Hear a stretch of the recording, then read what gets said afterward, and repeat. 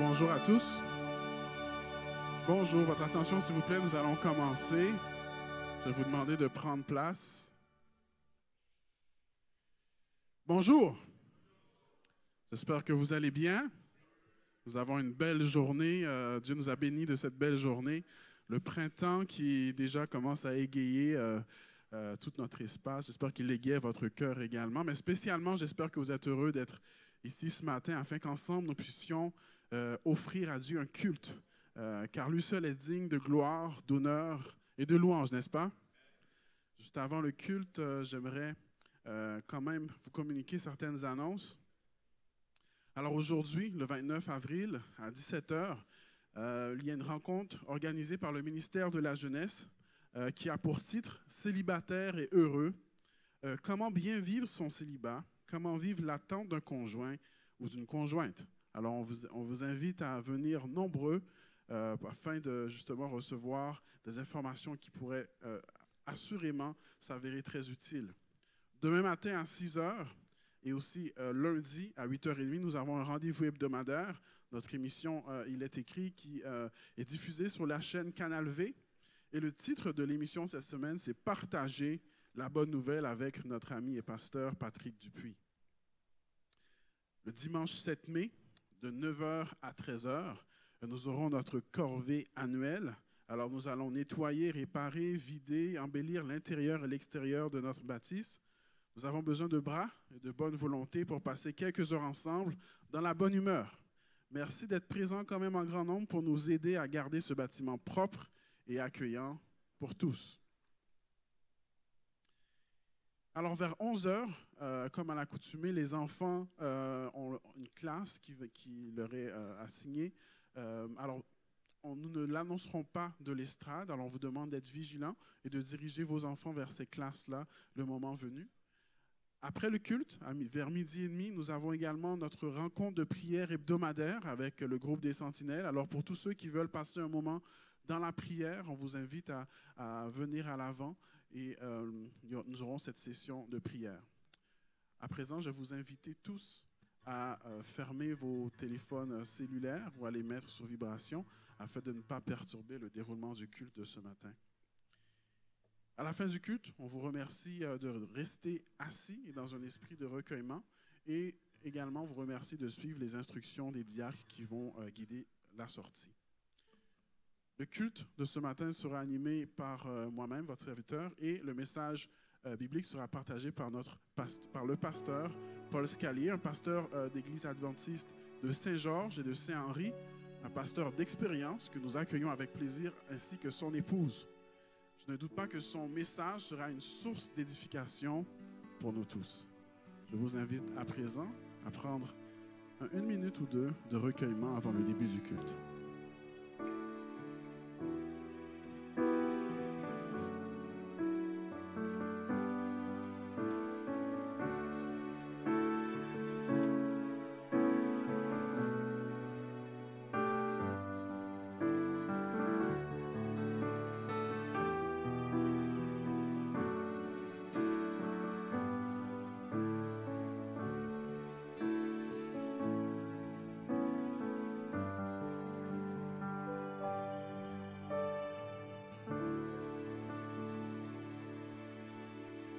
Alors encore une fois, c'est un plaisir pour moi-même et l'équipe de louange d'être avec vous ce matin, afin de passer un moment dans la louange et l'adoration. Vous savez, dans notre société majoritairement athée, non-croyante, la louange représente davantage qu'une simple réponse de gratitude ou de fidélité à la bienveillance de notre Dieu. Non, en effet, aujourd'hui, la louange est également un témoignage affirmant haut et fort que contrairement à la croyance populaire, Dieu n'est pas mort. Dieu n'est pas mort. Dieu n'est pas une fabrication de l'homme. Il existe, il est vivant et surtout, il m'aime. Enfin, notre adoration, les actions de grâce que nous faisons monter vers Dieu indiquent que nous ne sommes pas restés sourds à l'invitation d'Apocalypse 14, verset 7 qui dit, il disait d'une voix forte, « Craignez Dieu et donnez-lui gloire, car l'heure de son jugement est venue. Et adorez celui qui a fait le ciel et la terre et la mer et les sources d'eau. Pour le premier chant, je vais vous inviter à vous mettre debout.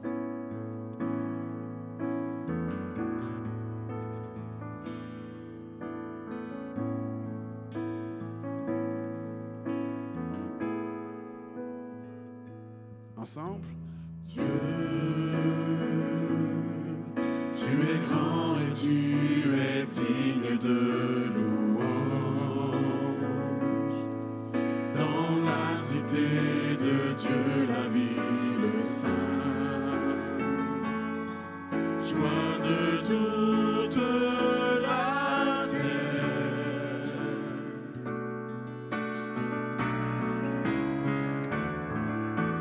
Dieu, tu es grand, toi qui nous donnes la victoire, et tu nous aides à vaincre l'ennemi.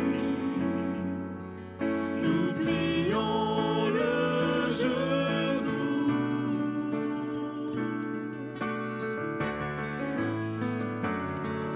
Seigneur, nous voulons élever ton nom, et nous te disons merci pour ce que tu fais dans nos vies.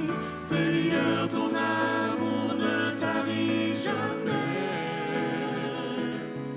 Tu es le Dieu d'éternité, tu règnes sur la terre et dans les cieux.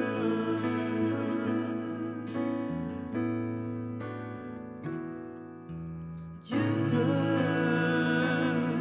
tu es grand et tu es digne de louange. Dans la cité de Dieu, la ville sainte,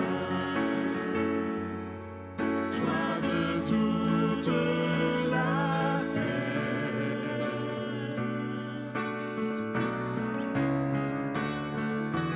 Dieu, tu es grand, toi qui nous donnes la victoire, et tu nous aides à vaincre l'ennemi. Nous plions le genou.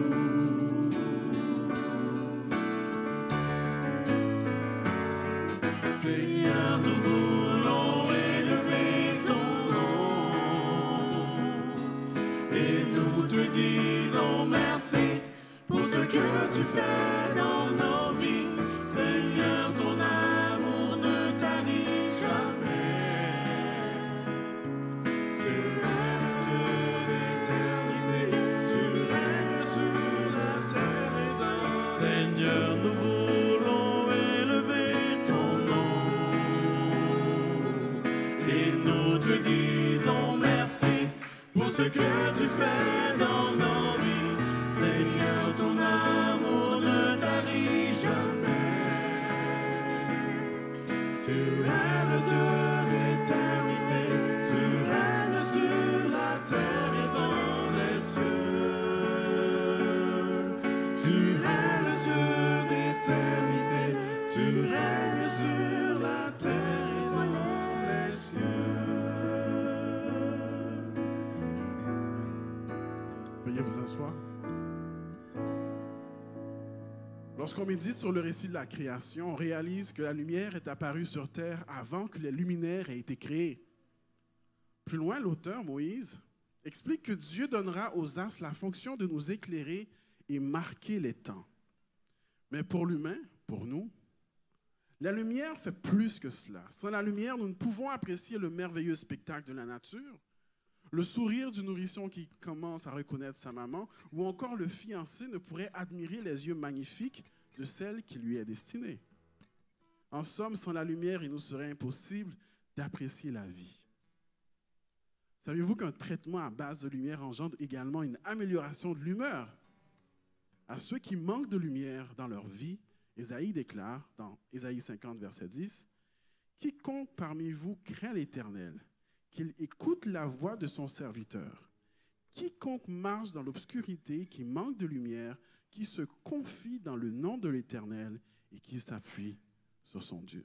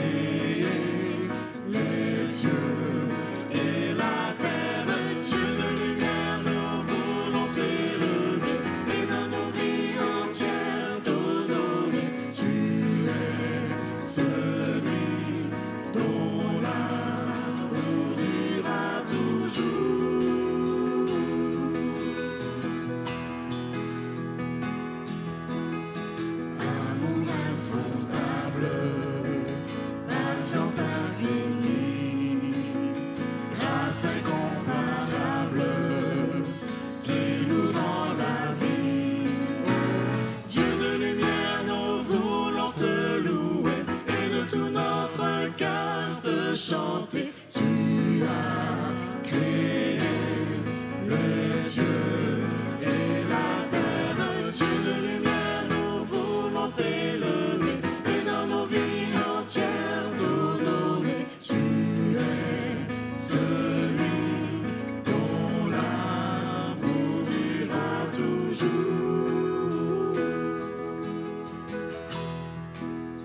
Amen. Je vous demande d'incliner la tête pour une brève prière. Seigneur, notre Père, nous voulons te remercier pour cette chance que tu nous donnes, ce privilège que tu nous donnes de pouvoir passer ce moment en ta compagnie. Qu'il fait bon d'être dans ta maison, Seigneur. Merci pour ce désir que tu mets en nous de rechercher ta présence. Et alors que nous sommes devant toi, conscients de notre état de pécheur, nous voulons te demander pardon. Pardon pour tous les péchés que nous commettons incessamment. Et Seigneur, nous sommes conscients également qu'au-delà du pardon, tu nous demandes de réformer notre vie. Et Seigneur, en cet instant, nous voulons renouveler notre désir de faire un volte-face, de quitter nos mauvaises voies pour suivre ta parole, Seigneur. Ô Seigneur, ce volte-face, il est entre autres motivé par le sacrifice que tu as fait pour nous sur la croix. Tu es venu, tu as donné ta vie, et lorsque nous regardons, nous contemplons ce sacrifice, nous ne pouvons rester indifférents, Seigneur. Non, non, non, nous voulons crier, nous voulons te suivre. Nous voulons te dire, je t'aime, Seigneur. Alors accepte cette adoration. Accepte cette expression de gratitude et de reconnaissance. Te prions au nom de Jésus. Amen.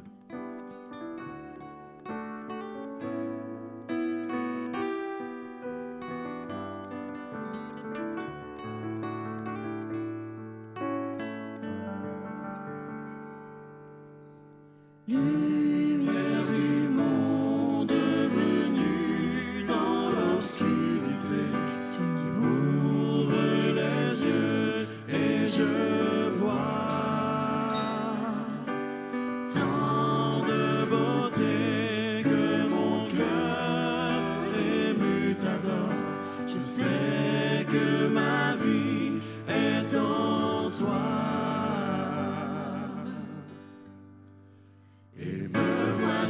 Pour louer, me voici à tes pieds, me voici pour dire tu es mon Dieu, car tout en toi est beauté, tout en toi est grandeur, tout en toi est merveilleux pour moi. Éternel, élevé au-dessus de tout, ta gloire resplendit dans le ciel. Tu es venu humblement sur cette terre, tu t'es donné par amour. Et me voici pour louer, me voici à tes pieds, me voici pour dire tu es mon Dieu, car tout en toi est beauté, tout en toi est grandeur, tout en toi est merveilleux pour moi. Je ne pourrais imaginer le prix payé pour mon péché. Je ne pourrais imaginer le prix payé pour mon péché. Et me voici pour louer, me voici à tes pieds, me voici pour dire tu es mon Dieu, car tout en toi est beauté, tout en toi est grandeur, tout en toi est merveilleux pour moi.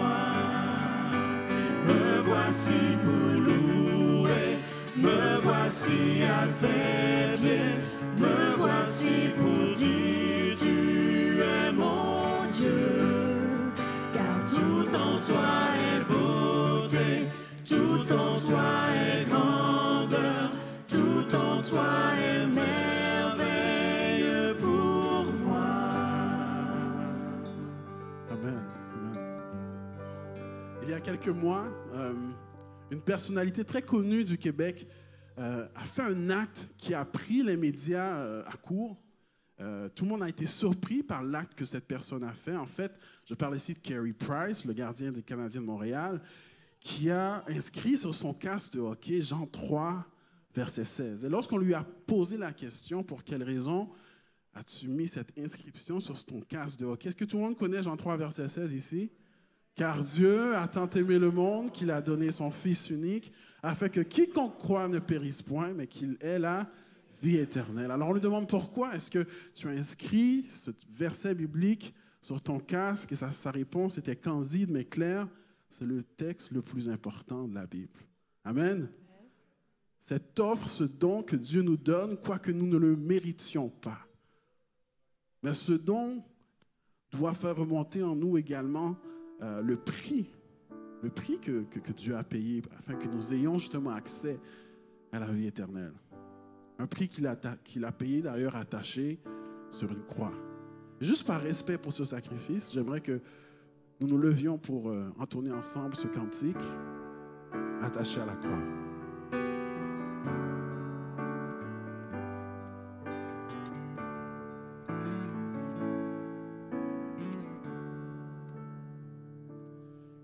Sauveur merveilleux, je possède, il s'est sacrifié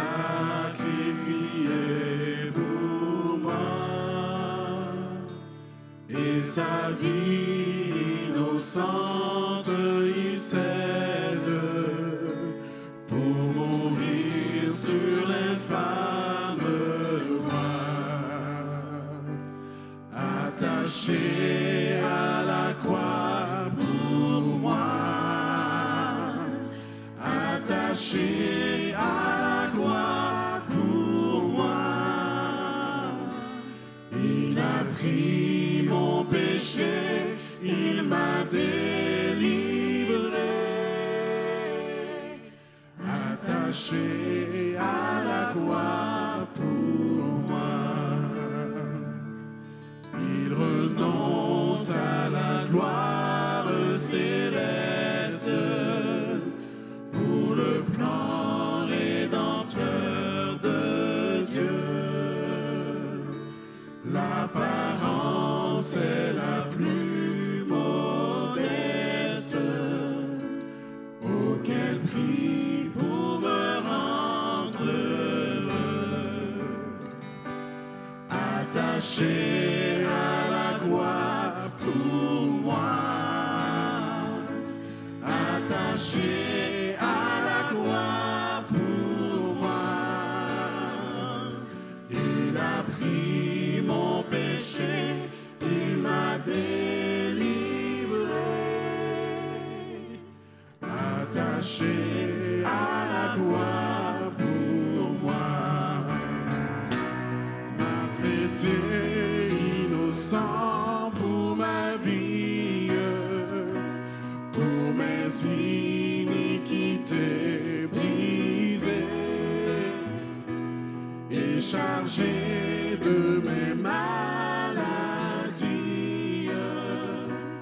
il mourut pour guérir, sauver, attaché à la croix pour moi, attaché à la croix pour moi, il a pris mon péché, il m'a délivré, attaché à la croix pour moi, attaché à la croix pour moi, attaché à la croix pour moi, pris mon péché, il m'a délivré, attaché à la croix pour moi. Amen. Je vais demander à mon ami Jean de venir nous faire une brève prière. Merci, Jean. Mon Père céleste, merci Seigneur de nous attirer à toi, nous rappeler ton amour, Seigneur. Ça m'a surpris tantôt, je ne suivais pas le hockey. Comment il s'appelle le gardien encore? Carey Price puisse mettre ça sur son casque. Hey, Seigneur, plusieurs être touchés par ton amour, Seigneur. Merci pour ta patience à notre égard. Veuille tous nous préserver du malin et nous conduire dans la vie éternelle. Au nom de Jésus-Christ de Nazareth, ressuscité et qui revient bientôt. Amen. Amen. Merci. Vous pouvez vous rasseoir. Je suis toujours impressionné par le témoignage de philosophes, de scientifiques qui passent du camp de l'athéisme au christianisme. Et l'un des philosophes les plus connus, d'ailleurs, qui a fait cette transition, c'est C.S. Lewis, celui qui a, entre autres, rédigé les romans Narnia. Qui connaît Narnia ici? Je vois quelques mains qui se lèvent. Et dans sa biographie, il explique que, alors qu'il était en Angleterre et qu'il fréquentait, entre autres, d'autres étudiants en philosophie chrétienne, il a découvert justement cette parole de Dieu. Il a décidé de l'étudier et d'approfondir ses connaissances. Et il a été touché par le message du Christ. Et quelques années plus tard, dans son journal, il écrit « Je crois au christianisme comme je crois au soleil qui se lève. » Je crois au christianisme comme je crois au soleil qui se lève, non pas seulement parce que je le vois, mais grâce à lui, tout devient plus clair. C'est pas beau ça? Tout devient plus clair. Et j'espère que la présence de Jésus dans votre vie rend tout plus clair, que les priorités deviennent plus claires. L'amour que je dois avoir pour mon prochain devient plus clair. L'espérance que je dois avoir pour la vie qui nous attend devient plus claire. Parce que tout ce que nous avons, c'est Christ. Je n'ai que toi. Pendant le chant, je vais inviter les responsables à passer dans les rangs pour ramasser les dîmes et offrandes.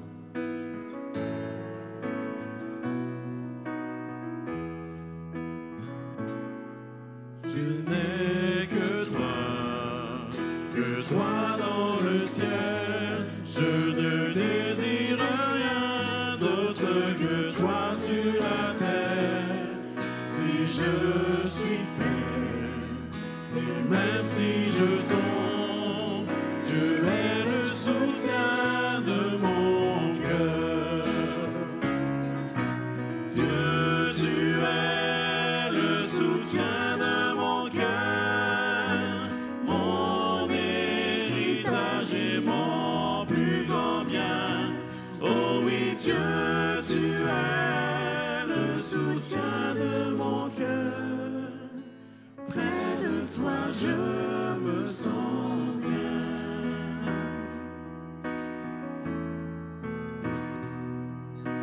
Quand mon cœur était plein d'amertume, je perdais la raison et je n'y voyais plus rien. Mais Dieu s'approcha pour me saisir la main. Dieu est le soutien de mon cœur.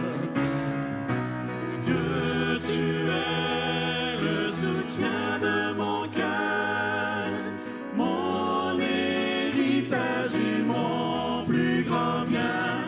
Oh oui, Dieu, tu es le soutien de mon cœur. Près de toi, je me sens bien. Dieu, soutien de mon cœur, mon héritage et mon plus grand bien. Oh oui, Dieu, tu es le soutien de mon cœur. Près de toi, je me sens bien. Près de toi, je me sens bien. Seigneur notre Dieu, daigne accepter les dîmes et les offrandes que nous t'apportons en ce sabbat matin. Nous te demandons, Seigneur, de prendre ces sommes, de donner de la sagesse et de l'intelligence à tous ceux qui auront à les gérer et permet qu'elles puissent contribuer à l'évangélisation, à faire en sorte que de plus en plus de gens puissent dire, comme C.S. Lewis, grâce à Christ, tout devient plus clair. Nous te prions au nom de Jésus. Amen. Lorsque nous lisons la parole de Dieu, s'il y a une recommandation, un conseil qui nous est répété à plusieurs reprises, c'est de faire attention à nos pensées. Attention à nos pensées. D'ailleurs, lorsqu'on regarde la priorité de Dieu, c'est l'homme regarde à ce qui frappe les yeux, mais l'Éternel regarde à quoi? Au cœur. Au cœur. Est-ce qu'on parle de la pompe ici ou on parle de nos pensées? Nos pensées, on dit dans le Proverbe, comme un homme pense, tel il est. Parce qu'on sait que ce sont nos pensées qui vont ensuite dicter nos comportements ou nos actions. David écrit dans le psaume 139, « Sonde-moi, ô Dieu, et connais mon cœur. Éprouve-moi et connais mes pensées. Regarde si je suis sur une mauvaise voie et conduis-moi sur la voie de l'éternité. » Chantons ensemble cette prière, « Sonde-moi, ô Dieu. »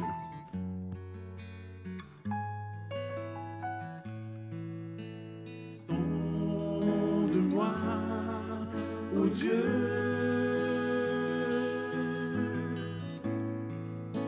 et connais mon cœur,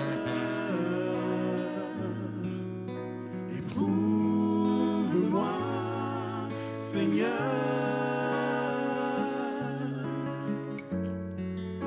et connais mes pensées, sonde-moi, ô Dieu.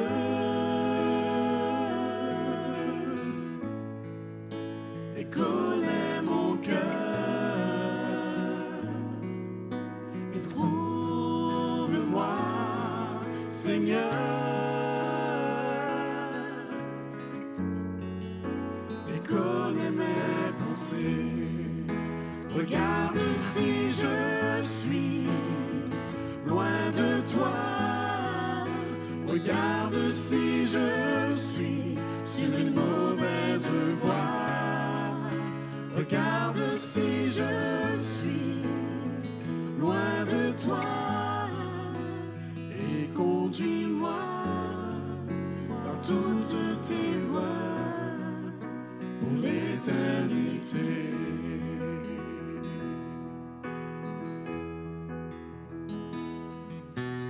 Sonde-moi, ô Dieu.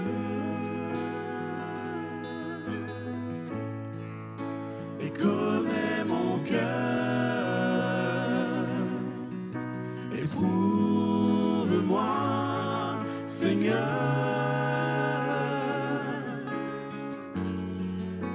et connais mes pensées. Regarde si je suis loin de toi, regarde si je suis sur une mauvaise voie. Regarde si je suis loin de toi et conduis-moi dans toutes tes voies pour l'éternité.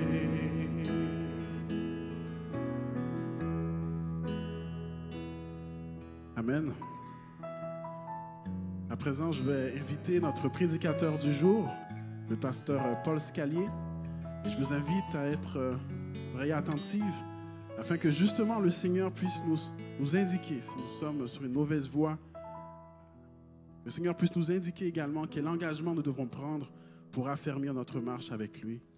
Bon sabbat à tous.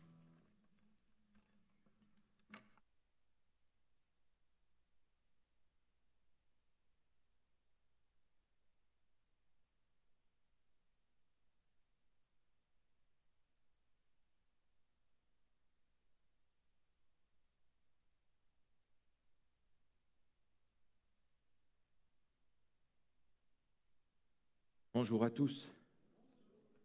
J'aimerais tout d'abord remercier votre pasteur et votre équipe qui m'a invité à partager ce moment d'étude de la parole avec vous. Je suis heureux de ce que ce matin on va pouvoir regarder ce qui est écrit. Prions ensemble, voulez-vous? Notre Dieu, notre Père, devant ta parole, aujourd'hui accorde-nous la grâce de la recevoir avec le cœur. Parle à notre intelligence, montre-nous le chemin. Au nom de Jésus. Amen. Quand je lis les évangiles, il y a une chose parmi beaucoup d'autres qui m'intrigue, qui me frappe et que j'ai du mal à comprendre. Jésus est là, il parle aux gens de son temps et aux gens de son peuple, et ils ne se comprennent pas. C'est comme si Jésus leur parlait de ce qu'ils ont reçu depuis toujours, et eux, ils sont sur notre planète. En fait, Jésus leur a parlé depuis 2000 ans, depuis Abraham, et puis par tous les prophètes. Jésus vient, ils ont la parole de Dieu entre les mains. C'est de cela que Jésus leur parle. Jésus est la manifestation, la réalisation de sa parole. Et eux, ils sont ailleurs. Ils sont sur une autre page, sur une autre longueur d'onde, ne se comprennent pas. Et c'est une situation conflictuelle du début jusqu'à la fin. Jusqu'au moment où finalement, on va tuer la parole vivante. Je ne comprends pas ça. Le peuple de Dieu qui avait reçu la parole plus que tous les autres. Vous comprenez, c'est que les gens du temps de Jésus étaient préoccupés avec leurs objectifs, leurs intérêts du moment, leurs préoccupations, leurs désirs, leur agenda, leur affaire. Ils avaient ajusté leur religion pour que ça colle avec leur programme de ce temps-là. Et le programme de ce temps-là, il n'était pas difficile à comprendre. Écoutez, ils étaient sous la domination des Romains.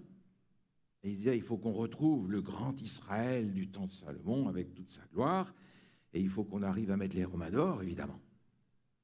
Et tout était conçu en fonction de leurs besoins, de leur agenda du moment.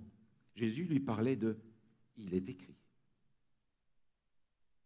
Et on doit constater que les deux ne correspondaient pas. C'est ce qu'on appelle la contextualisation. C'est-à-dire qu'à ce temps-là, on avait arrangé, ajusté, modifié, on avait tourné la religion pour qu'elle s'adapte à nos besoins. Et quand vient la parole, ça ne correspond plus. Ils ont essayé de rendre le message plus actuel, répondant davantage aux besoins de Monsieur Tout-le-Monde dans la rue de Jérusalem. Et en ce faisant, l'Évangile a été transformé. C'est dire l'impact que la culture dans laquelle nous vivons a une influence sur notre foi, sur la manière dont nous prenons le « il est écrit » pour le vivre. Nous ne nous rendons pas nécessairement toujours compte de l'impact que cette culture a pour déformer notre religion, notre relation avec Dieu. Mais l'exemple des évangiles est frappant, c'est ce qui est arrivé du temps de Jésus, d'une manière incroyable. Et le sort réservé à Jésus montre à quel point la culture actuelle peut nous conduire à tuer la parole. D'ailleurs, aujourd'hui, suivant les priorités que nous donnons, nous pouvons reproduire le même schéma et faire la même chose. Regardez, ce n'est pas difficile. Regardez les questions qui occupent l'Église actuelle. La plupart de ces questions sont des questions qui tournent autour de l'idée jusqu'à quel point on va aller dans le sens de la culture avec notre religion, jusqu'où on va aller. Presque toutes les questions qui préoccupent l'Église chrétienne aujourd'hui sont de cet ordre-là. Jusqu'où on va laisser la culture modifier, conduire notre foi, notre religion, notre marche avec Dieu. C'est l'essentiel des préoccupations aujourd'hui. Dans le passé, il y avait des questions théologiques profondes qui faisaient mal à la tête à ceux qui s'y donnaient. Mais aujourd'hui, vous n'avez plus beaucoup ces questions-là. On ne s'occupe pas des fondations, on s'occupe de savoir est-ce qu'on va avec la culture ou est-ce qu'on n'y va pas. Et dans ce sens-là, je trouve que notre christianisme a besoin parfois d'être revisité. Je pense en particulier à cette recherche que le pasteur Joseph Tsong a fait et pour laquelle il a donné un certain nombre de conclusions qui sont particulièrement intéressantes. Il a étudié le christianisme occidental, lui qui vient d'un pays de l'Est, de l'Europe de l'Est. Et en étudiant le christianisme occidental durant le XXe siècle, il s'est dit le christianisme du XXe siècle a opéré des transformations colossales sans s'en rendre compte. Et lui qui regarde ça de l'extérieur, si on peut dire, a expliqué plusieurs choses et j'aimerais en relever 3 aujourd'hui. La première, c'est une modification qui est arrivée au début du siècle, au début des années 1900. On sortait des années 1800. Il y avait jusque-là une emphase qui était clairement mise dans le christianisme sur la sanctification, notre transformation à l'image de Dieu et la sainteté. À partir du moment où on change le siècle, on va parler maintenant d'une expérience avec Dieu. La différence est énorme, même si on n'en a pas l'impression. Parce que maintenant, l'objectif n'est plus de ressembler à Dieu, l'objectif est d'être confortable dans ma foi. C'est très différent. Dans les années 1800, le mouvement du grand réveil, qui s'est étalé dans une bonne partie aussi des années 1800, avait interpellé la population en disant « Jésus revient bientôt, soyez prêts. Comment allons-nous nous préparer ?» En ressemblant à Jésus de plus en plus.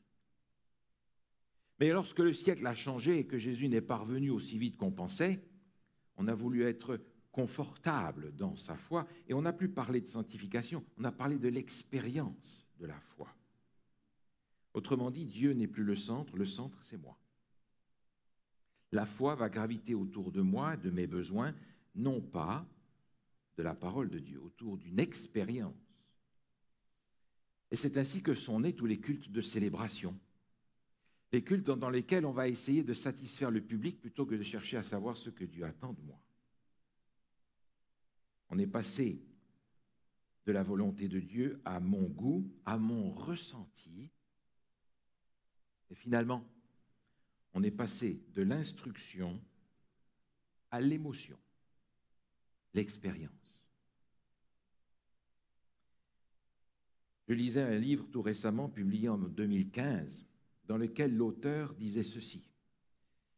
Pour montrer que cette mentalité qui a démarré au début du siècle passé, parce qu'on est déjà dans le 21e, figurez-vous, cette mentalité perdure sans racine dans notre christianisme d'aujourd'hui. Cet auteur disait « Peut-être gagnerions-nous à favoriser la pratique des techniques et méthodes qui permettent de faire taire notre mental et ouvrir nos autres sens de perception pour commencer à appréhender le monde subtil. Par exemple, les méditations, les techniques respiratoires, et faire ainsi l'expérience plutôt qu'apprendre. » C'est exactement ce qui s'est passé. Faire taire notre mental pour vivre l'expérience, apprendre aucun intérêt. Ce qu'on veut, c'est ressentir les affaires. C'est un virage important que le christianisme a pris au début de ce siècle précédent. Une autre indication est donnée par rapport à une modification importante qui est arrivée après la Deuxième Guerre mondiale. Après la Deuxième Guerre mondiale, un autre changement est apparu, subtil celui-là. Jusque-là, dans le christianisme, on parlait facilement de l'idée de s'abandonner à Dieu, l'abandon total à Dieu, se rendre à Dieu, l'idée d'un soldat qui reconnaît qu'il est vaincu et qui se rend au vainqueur. À partir de ce moment-là, on ne va plus parler tellement de l'abandon total à Dieu, on va parler d'un engagement à Dieu. Est-ce que ça vous paraît significatif? C'est très important.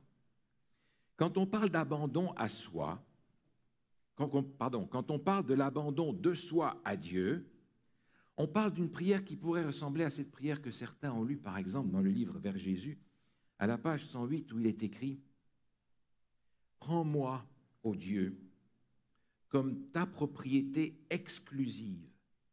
Je dépose tous mes plans à tes pieds. Emploie-moi aujourd'hui à ton service. Demeure en moi et que tout ce que je ferai soit fait en toi. » Ça, c'est une prière d'abandon entre les mains de Dieu. Mais lorsqu'on parle d'engagement, c'est un petit peu différent. Vous comprenez, dans le contexte occidental où nous sommes, parler d'abandon de soi à ces gens occidentaux de ce siècle, c'est vraiment difficile parce que nous autres Nord-Américains, on est des self-made men. On n'aime pas avoir des gens au-dessus de nous qui nous disent ce qu'il faut faire. On n'aime pas avoir quelqu'un qui vient nous reprendre et nous dit « ça ne marche pas ton affaire ». Je suis au contrôle de tout ça. Je sais ce qu'il faut faire. Je suis éduqué. Je sais. Je n'ai pas besoin de patron. Je suis mon propre patron. Je me débrouille. Et on dit « voilà, les prédicateurs en prêchent partout. Abandonnez-vous à Dieu ». Vous comprenez que ça ne remplit pas les salles, ça, hein? Alors, on va plutôt dire ce que Dieu vous demande, c'est un engagement. Seulement, lorsque je demande un engagement plutôt qu'un abandon, c'est extrêmement différent. Parce que c'est moi qui décide ce que j'engage. C'est moi qui choisis combien je vais engager envers lui. C'est moi qui décide ce que je vais lui donner. Je vais lui donner ce que je peux, ce que je veux. Ce n'est pas Dieu qui décide, c'est moi qui reste au contrôle et qui veut mesurer la mesure de mon engagement en disant « je te donne ça, je te donne ça ». Sois content avec ce que je te donne. Autrement dit, parler d'engagement à la place d'abandon, c'est un christianisme tout à fait différent. Parce que celui qui s'engage, il va dire « je vais faire une faveur à Dieu. Je vais te donner ce que je veux, ce que je peux. Je promets de faire quelque chose pour toi. Et je le réaliserai autant que je peux. Mais ça me permet de rester ce que je suis et d'être au contrôle de ce que je te donne. » Parler d'un abandon de soi à Dieu ou parler d'un engagement envers Dieu, ce n'est pas du tout la même chose. Et vous savez très bien à quel point il nous est difficile dans notre civilisation d'aujourd'hui, bien que nous soyons maintenant encore plus loin de la fin de la Deuxième Guerre mondiale, il nous est extrêmement difficile de nous engager à quelque chose. Nous engager est quelque chose que nous ne faisons plus. On ne s'engage plus aujourd'hui. Écoutez, je parlais tout récemment avec une personne au téléphone qui me disait « Pasteur, je donne des études bibliques à des gens qui ne sont pas mariés et qui ne voient pas l'intérêt de se marier. » Alors on a parlé au téléphone et cette personne me disait « Mais voyez, ces gens me disent « On veut bien se marier, mais pas de papier, hein, on ne va rien signer. » Et je dis « Mais si vous allez à la banque pour emprunter 5 000 $. On va vous faire signer combien de papiers? Pour une affaire de 5 000 $, je veux dire de l'argent que vous allez peut-être perdre demain, et puis après-demain, c'est terminé. Et pour quelque chose qui dure pour toute la vie, envers non pas de l'argent, mais une personne, vous n'êtes pas capable de signer? De signer en public? De signer devant Dieu? Non, c'est trop? Ah non, non, non. S'engager envers l'entreprise où on travaille, s'engager envers l'Église, s'engager envers Dieu, s'engager... Non, je veux rester libre. Et vous savez, quand on nous offre quelque chose, la première réaction que nous avons et que tout le monde a, c'est quoi le truc derrière pour me faire acheter, pour m'avoir, pour me coincer, n'est-ce pas? Si quelqu'un frappe à votre porte, c'est la première réaction que vous avez. Quand vous partagez l'évangile avec vos amis, c'est la première réaction que ces gens ont aussi. C'est quoi le truc après? Ah oui, il faudra aller dans l'église et puis donner de l'argent et puis... Engagement. Même l'engagement aujourd'hui n'est pas quelque chose qui est populaire, accepté, reçu positivement. Maintenant, on parle d'abandon. Mais écoutez, vous êtes contre la culture, vous ne marchez pas avec votre temps. Et pourtant, c'est ce que Dieu me demande. Un troisième changement s'est développé dans la suite, aussi subtil que les autres d'ailleurs, et il a à voir celui-là avec la manière dont le texte biblique a été traduit. Lorsque dans le Nouveau Testament, par exemple, vous avez le mot « esclave » qui est utilisé dans le texte, il est traduit par « serviteur ». On ne va plus parler d'esclavage. Ah, vous comprenez, l'histoire nord-américaine a été entachée par ce mot-là, donc on ne va pas ressoulever l'histoire. Mais ce n'est pas de ça qu'il est question. Lorsque l'Évangile nous parle d'esclaves, on va traduire par serviteur. Permettez juste un exemple. Prenez vos Bibles, voulez-vous, si vous les avez, dans l'Évangile de Luc, au chapitre 17. Évangile de Luc, au chapitre 17. Il y a là quelques exemples. Les exemples sont nombreux dans le Nouveau Testament, on en verra juste quelques-uns. Tous n'ont pas été traduits de cette manière-là, mais la vaste majorité. Regardez par exemple dans l'Évangile de Luc, au chapitre 17, au verset 7, il y a là une parabole que Jésus raconte. Et il dit, « Qui de vous, ayant un serviteur qui laboure ou paie les troupeaux, lui dira, quand il revient des champs, qui de vous ayant un esclave ?» Et puis un petit peu plus loin, au milieu du verset 10, il est dit, « Vous de même, quand vous avez fait tout ce qui vous a été demandé, dites, nous sommes des serviteurs inutiles. Nous avons fait ce que nous devions faire. » Le texte ne dit pas serviteur, le texte dit, nous sommes des esclaves inutiles. Le vocabulaire du Nouveau Testament est clair. Doulos veut dire esclave. Mais si on veut dire serviteur, il y a un autre mot dans le vocabulaire que vous connaissez, qui est le mot diakonos, avec lequel on a fait les diacres. Alors pourquoi traduire serviteur quand c'est esclave? Ah mais parce que, vous comprenez, le serviteur, c'est quelqu'un qui est employé par quelqu'un et qui rend un service à quelqu'un d'autre et qui est rémunéré pour. Mais l'esclave, vous comprenez, c'est la propriété de son maître qui est soumis à son obéissance inconditionnelle. Vous comprenez bien qu'aujourd'hui, ça ne passe plus. Il faut donc ajuster ça. Parler d'esclavage à Dieu, on transfère avec ce que nous connaissons de l'esclavage et on est complètement hors sujet parce que ça n'a rien à voir. Si bien que notre relation avec Dieu a été au fur et à mesure du temps arrangée, modifiée, facilitée par un vocabulaire et par une manière de s'exprimer qui finalement s'ajuste un petit peu plus avec notre culture, avec notre manière de voir les choses, avec notre manière de vivre, de penser, et qui s'éloigne de ce que Dieu finalement demande, et du temps d'Abraham, et du temps de Luther, et de mon temps à moi.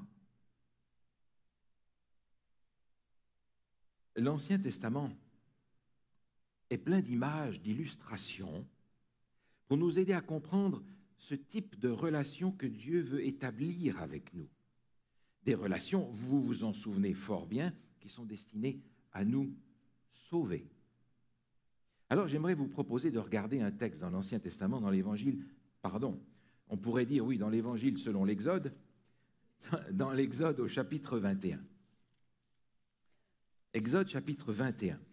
Et la position de ce texte que nous allons regarder est extrêmement significative, parce que qu'est-ce qu'on a dans Exode 20 ?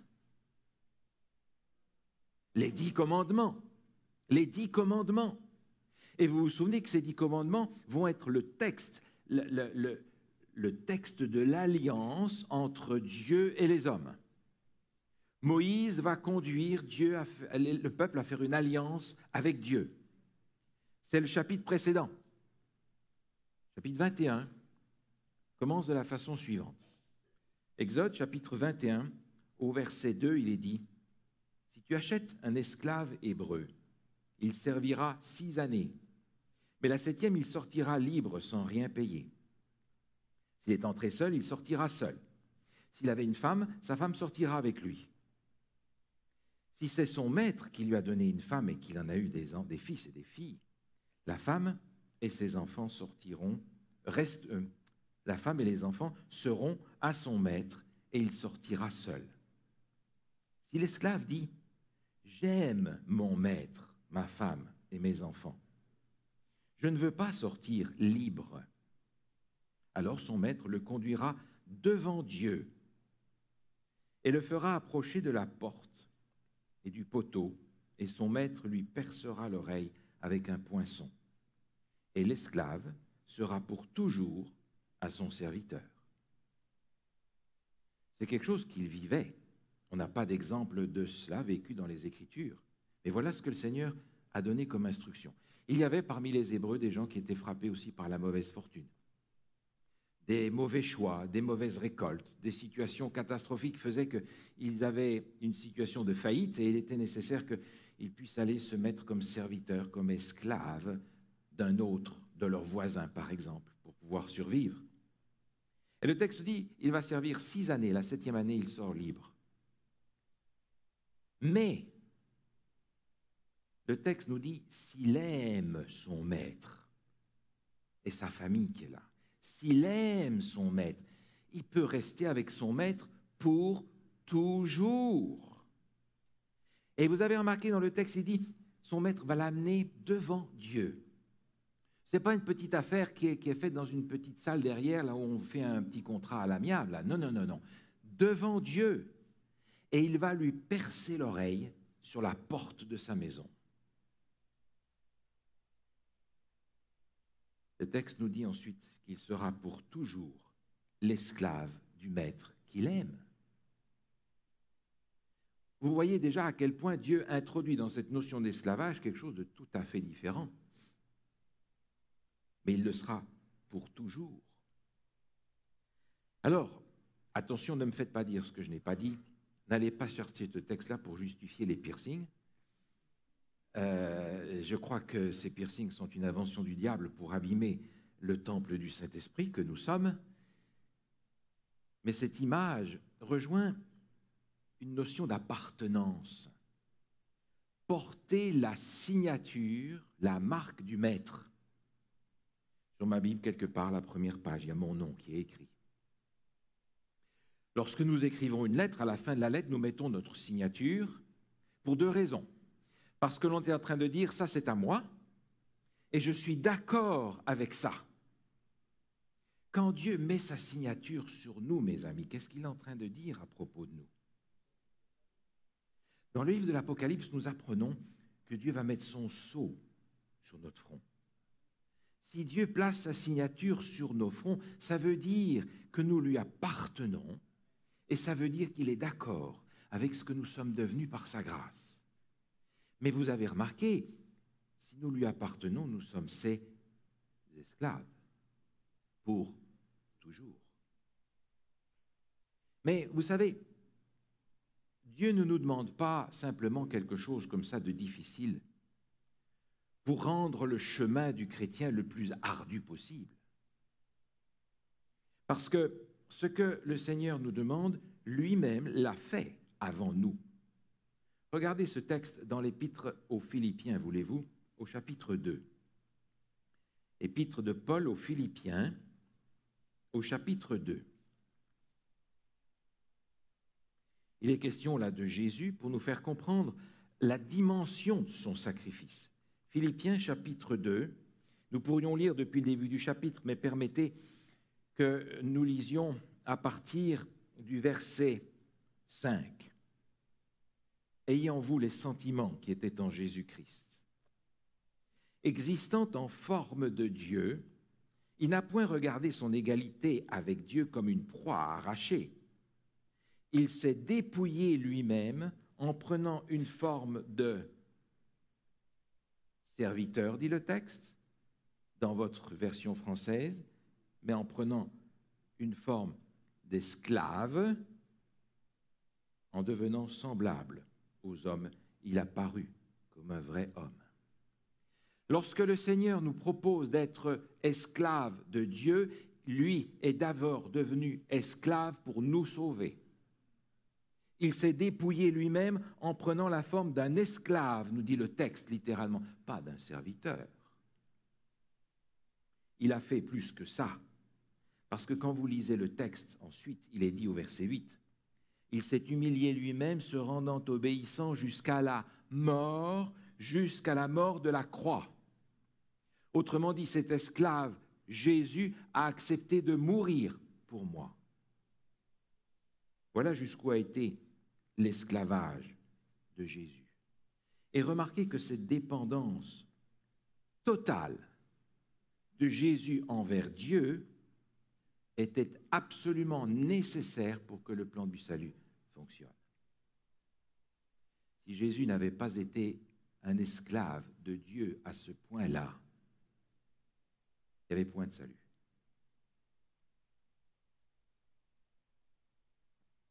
La prophétie biblique nous rappelle à quel point Jésus a accepté d'être percé et être esclave pour nous. J'aimerais regarder deux textes avec vous. Le premier est dans le livre des Psaumes, au chapitre 40. Psaume 40, où il est dit au verset 6, verset 7, si vous voulez bien. Psaume 40, verset 7. Tu ne désires ni sacrifice ni offrande. Tu m'as ouvert les oreilles. Tu ne demandes ni holocauste ni victime expiatoire. Alors je dis, voici, je viens avec le rouleau du livre écrit pour moi. Je veux faire ta volonté, mon Dieu, et ta loi est au fond de mon cœur. Tu m'as ouvert les oreilles. Tu as fait de moi cet esclave. Et parce que tu as fait de moi cet esclave, ta volonté est au fond de mon cœur. Il n'y a pas d'autre moyen. Un autre passage dans le livre du prophète Zacharie, tout à la fin de votre Ancien Testament, au chapitre 12. Zacharie, chapitre 12. Au verset 10, il est dit « Alors je répandrai sur la maison de David et sur les habitants de Jérusalem un esprit de grâce et de supplication. Ils tourneront les regards vers moi, celui qu'ils ont percé. Ils pleureront sur lui comme on pleure sur un fils unique, ils pleureront amèrement sur lui comme on pleure sur un premier-né. Celui qu'ils ont percé. » Jésus a accepté d'être un esclave pour que nous puissions être sauvés. Il a accepté d'être percé. Et lui, ce n'est pas simplement l'oreille sur la porte, c'est sa vie entière. Alors je suis invité, moi aussi, à suivre l'exemple de Jésus. Jésus m'a donné cet exemple d'être prêt à être un esclave pour me sauver. Et il me dit, maintenant, je voudrais que tu sois mon esclave aussi. C'est vrai, Jésus a dit, vous êtes mes amis. Et Jésus parle ici d'une dimension différente de cette relation. Mais pour être un véritable ami de Jésus, il faudra que l'abandon à lui soit complet. Nous avons dans les évangiles un exemple intéressant, parmi beaucoup. J'en ai pris un que vous connaissez. Il est en rapport avec Marie, la mère de Jésus. Dans l'évangile selon Luc, au chapitre 1er, se trouve un exemple de ce que nous mentionnions tout à l'heure par rapport aux traductions du texte, mais qui est en rapport avec cette notion d'engagement total, complet envers Dieu. Vous vous souvenez qu'un ange est venu voir Marie et l'a averti qu'elle allait être enceinte. Elle a dit, mais ce n'est pas possible. Et l'ange va lui répondre au verset 37, Luc 1, 37. Rien n'est impossible à Dieu. Verset 38, Marie dit, je suis la servante du Seigneur, qu'il me soit fait selon ta parole. Le texte ne dit pas ça. Le texte dit, je suis l'esclave du Seigneur. Je suis l'esclave du Seigneur. Oui, je suis l'esclave du Seigneur. Oh, vous savez, aujourd'hui, ça sonne bizarre, ça met des gens mal à l'aise, parce que on a tout de suite une idée sur l'histoire humaine avec ça. Mais c'est la seule solution.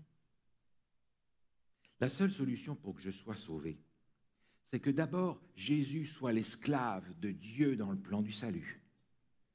Et qu'ensuite, moi, je sois l'esclave de Jésus dans le plan du salut qu'il m'offre. Il n'y a pas d'autre solution, vous comprenez? Et on parle là d'abandon, on ne parle pas là d'engagement. On parle d'esclave, on ne parle plus de serviteur. D'ailleurs, l'apôtre Paul comprend très bien cette nuance-là. Regardez avec moi ce texte qui se trouve dans l'Épître aux Romains, au chapitre 6, où, par bonheur, il a été traduit selon ce que le texte nous dit dans l'original, en tout cas dans la version que j'utilise. Romains chapitre 6. Un texte extrêmement lourd, chargé de signification, c'est le verset 22, Romains 6, 22, où il est dit « Mais maintenant, étant affranchi du péché et devenu esclave de Dieu, vous avez pour fruit la sainteté et pour fin la vie éternelle. » Vous reconnaissez dans ce passage les trois grandes étapes de la vie chrétienne, qu'on retrouve d'ailleurs dans le sanctuaire. Affranchi du péché et esclave de Dieu, c'est la justification. Nous sommes pardonnés grâce à Jésus, considérés comme si nous n'avions jamais péché grâce à l'expérience du baptême. Et puis la deuxième, vous avez pour fruit la sainteté. Ça, c'est la sanctification, c'est le produit qui devient raffiné, modifié, changé à l'image de Jésus. Et vous avez pour fin la vie éternelle, c'est la glorification, c'est ce que le Seigneur nous prépare. Les trois grandes dimensions du plan du salut sont là exposées dans une seule phrase. Mais ça commence par esclave de Dieu. Esclave de Dieu. Mais alors vous allez me dire, mais bon, si cette histoire de l'Ancien Testament ne correspond pas du tout au piercing d'aujourd'hui, ça correspond à quoi alors? Si j'accepte pour moi de devenir l'esclave de Dieu, qu'est-ce que je dois faire? Alors nous avons des indications, nous sommes ici dans Romains au chapitre 6. Nous restons dans le même contexte parce que précédemment dans le chapitre, l'apôtre Paul a expliqué comment on arrive à être esclave de Dieu.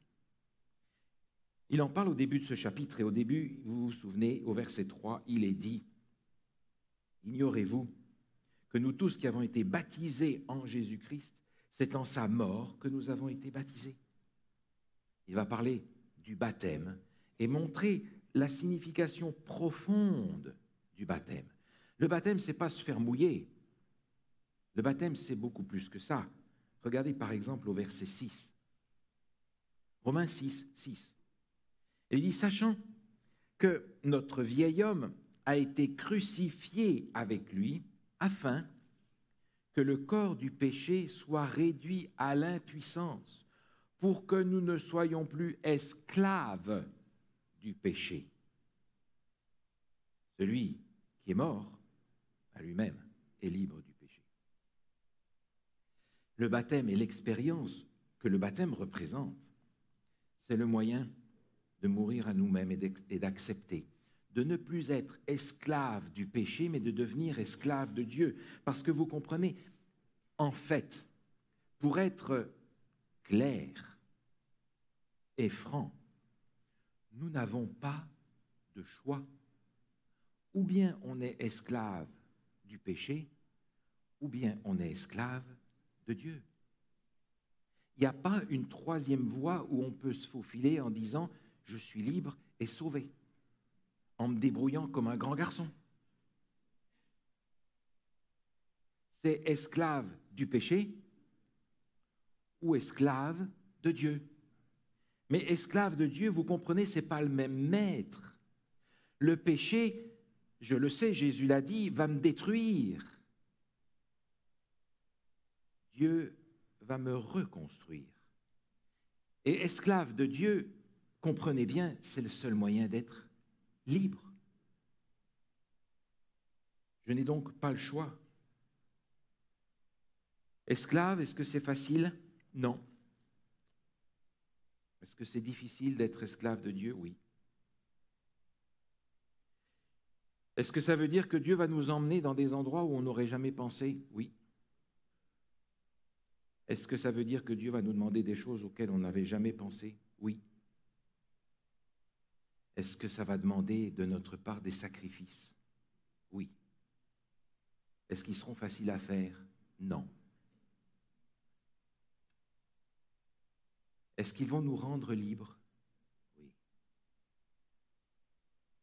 Ils vont nous rendre libres parce que ce maître-là, qui nous propose d'être son esclave, c'est le même maître qui a accepté d'être esclave pour que moi je sois sauvé, que j'ai la vie, vous comprenez? Parce que ce chemin, il l'a parcouru à ma place. Et lui, il l'a parcouru jusqu'au bout. Parce que le bout, c'était la mort de la croix pour lui. L'ayant fait, il peut me dire, écoute, moi je te propose un esclavage, mais c'est un esclavage bien différent. C'est l'esclavage dans lequel tu t'abandonnes complètement à moi et moi je m'engage pour toi, pour te donner la vie et te donner la vie éternelle. C'est un deal, ça? Et ne croyez pas qu'esclave de Dieu, c'est un esclavage dans lequel Dieu va nous faire des choses que nous ne voulons pas. C'est un maître extrêmement intelligent parce que ce maître que j'ai, c'est un maître qui sait non seulement ce qui est mieux pour moi, mais il sait ce que je choisirais si je connaissais la fin dès le commencement. Dans le livre « Ministère de la guérison », je trouve cette phrase écrite il y a plus de 100 ans. Dieu conduit ses enfants comme ils se conduiraient eux-mêmes s'ils pouvaient voir la fin dès le commencement et discerner la gloire du dessein qu'ils accomplissent comme collaborateurs avec Dieu. Autrement dit, lorsque Dieu me pousse dans un choix, lorsque Dieu m'appelle à quelque chose, il est en train de m'appeler à ce que moi je choisirais de faire si je pouvais voir la grande image. Or, moi, je regarde avec un microscope. Le Seigneur regarde avec un télescope. Et mon image est bien petite. La sienne est infinie. Et il me dit, je vais te demander de faire ce que toi-même tu choisirais de faire si tu pouvais avoir toute la grande image. Et un jour, quand tu me demanderas des comptes pour savoir pourquoi je t'ai fait faire ça, je te l'expliquerai. Et tu resteras la bouche ouverte d'admiration devant la bonté de t'avoir proposé ce choix-là. Ça demande de notre part cette foi qui est capable de s'abandonner complètement pour être un esclave de Dieu. Est-ce que le Seigneur a aboli l'esclavage? Pas celui-là. Alors je me pose la question, et je vous la pose aujourd'hui. Est-ce que vous êtes engagé envers le Seigneur? Ou est-ce que vous vous êtes abandonné à lui? Est-ce que vous êtes un serviteur, une servante du Seigneur? Ou est-ce que vous êtes un esclave de Jésus-Christ? Amen.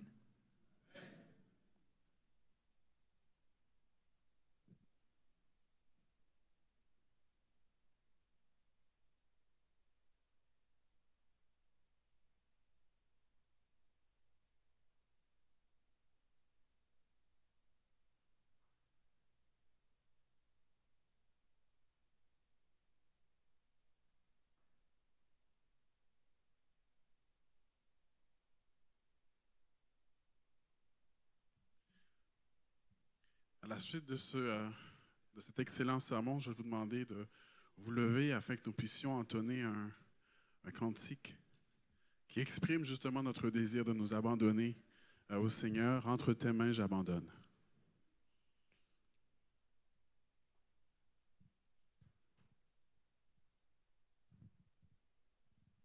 Alors, notre pianiste n'est pas là, alors on va chanter avec la guitare, Rogerio.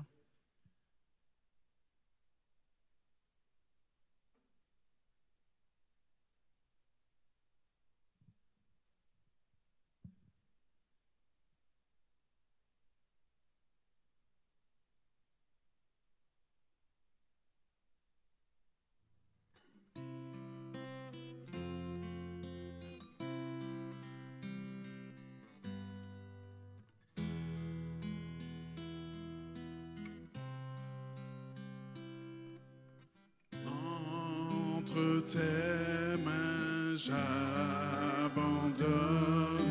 c'est tout ce que j'appelle mien. On ne permet à personne, Seigneur, d'en reprendre rien. Oui, prends tout, Seigneur. Oui, prends tout, Seigneur. Et entre tes mains, j'abandonne tout avec bonheur.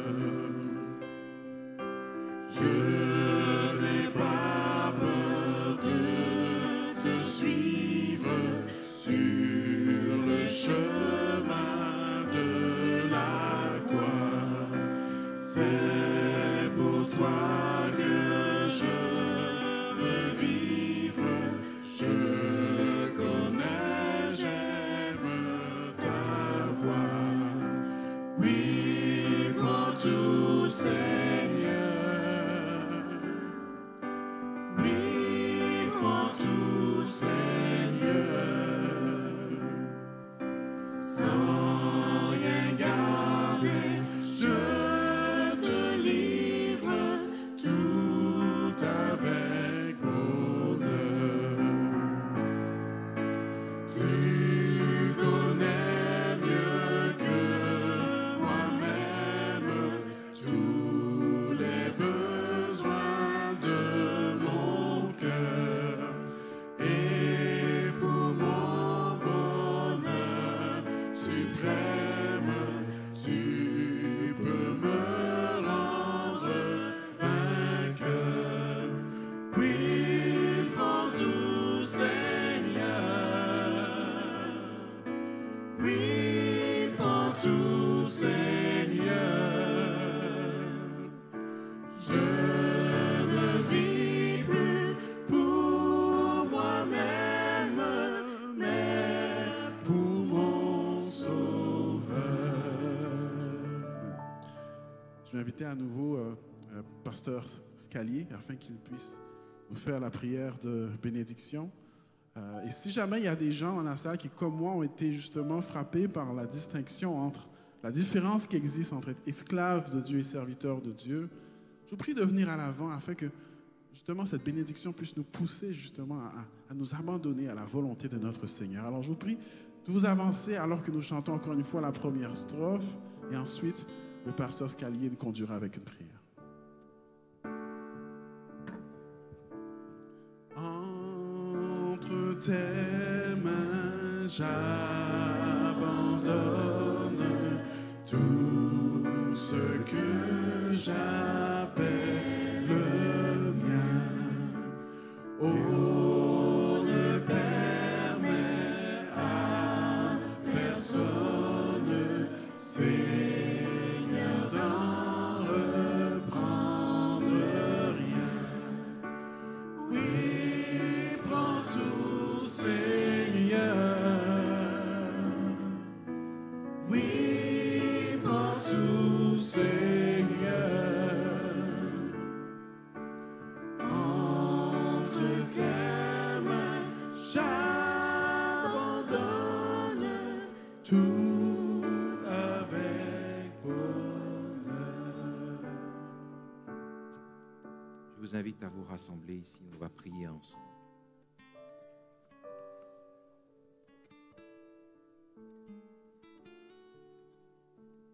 Notre Dieu, notre Père,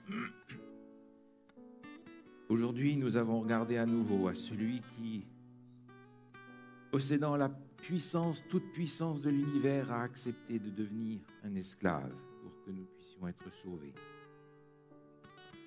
Seigneur, quel exemple! Quel sacrifice il a fait. Et maintenant, aujourd'hui, il nous invite à suivre cet exemple et à nous abandonner totalement à toi pour que tu puisses faire ce que tu as voulu faire depuis longtemps, chacun d'entre nous, et que tu n'as pas réussi parce que c'était simplement un engagement à la carte que nous avons pris.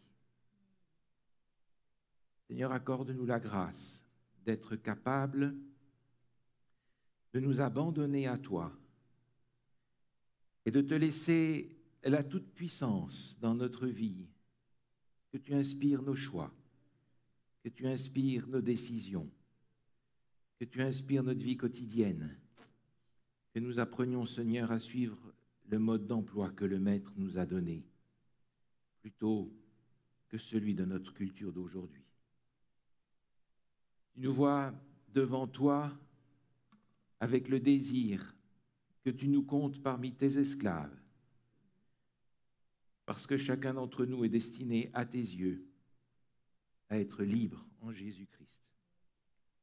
Seigneur, libère-nous de l'esclavage du péché pour que nous puissions être esclaves de Jésus-Christ et lui ressembler. Et je te prie, Seigneur, d'une façon particulière pour tous ceux qui se sont avancés. Seigneur, accorde-nous à chacun la grâce d'être aujourd'hui et demain et le jour suivant totalement résolu à être esclave de Jésus-Christ. Et tous ensemble, nous disons Amen et Amen. Vous pouvez retourner à votre place. Je vous prie de vous rasseoir. Les diacres vont diriger la sortie.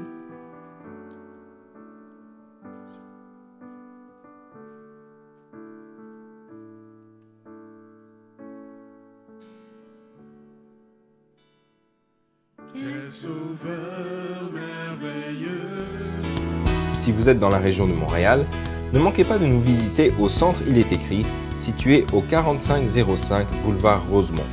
Chaque samedi à 10h30, un message biblique y est présenté et une large place est faite à la musique, la prière en toute simplicité. Pour connaître nos autres lieux de rencontre dans la province du Québec, visitez ilétécrit.tv ou appelez-nous au 1-866-729-3515.